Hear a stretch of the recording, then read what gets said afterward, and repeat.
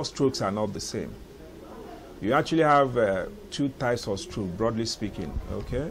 For us, we say one is hemorrhagic, the other one is ischemic, okay? The bad type is actually the hemorrhagic type. That one is when there's a rupture of the blood vessel and blood is pouring to the brain. That one is different. In fact, that one is even worse, and that one is more dramatic, okay? But the other ischemic type is the one that, you know, is milder.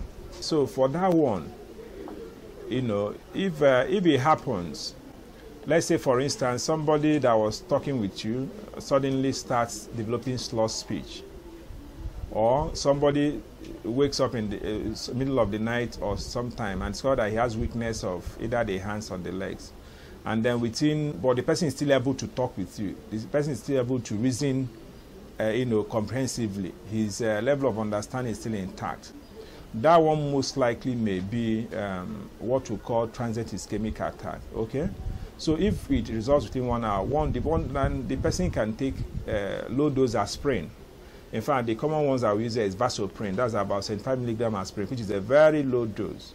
So when you now take it, okay, you swallow 1 tablet, and then you seek medical attention as soon as possible.